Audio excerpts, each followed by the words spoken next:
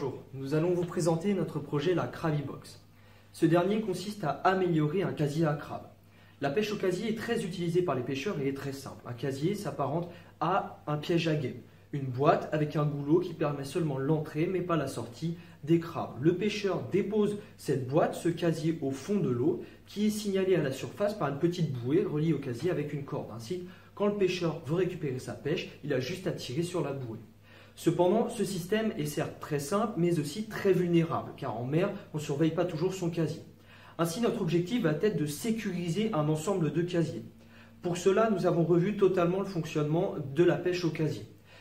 Les bouées sont maintenant au fond de l'eau, attachées dans une boîte individuelle sur chaque casier. On a une bouée centrale qui va signaler la position GPS du champ de casier et la transmettre au pêcheur grâce aux ondes radio.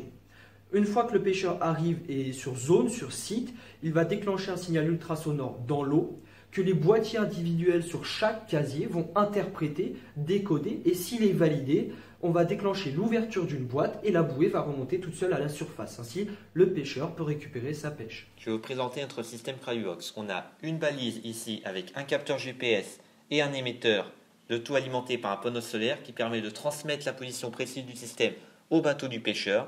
Une fois que ce dernier l'a reçu, il appuie sur un bouton qui via un transducteur envoie une salve d'ultrasons dans l'eau, qui sont ensuite reçus par un micro, ce qui permet de déclencher le système d'ouverture de la boîte sur le casier, de libérer la bouée qui indiquera la position de toutes les casiers à crabes. Pour illustrer notre démarche de projet, je vais vous présenter une partie, un aspect de notre sujet. Entre autres, la transmission acoustique sous l'eau entre le bateau du pêcheur et les boîtiers individuels attachés à chaque casier. Alors tout d'abord, dans le cahier des charges, nous avons établi que nous voulions une portée de 200 mètres pour ce signal sonore. Ensuite, nous avons réalisé un modèle de simulation qui prenait en compte les différentes caractéristiques physiques qui s'appliquaient à ce signal sonore. Entre autres, celles que nous avons étudiées durant le programme de physique de cette année, comme la divergence géométrique ou encore l'amortissement du signal.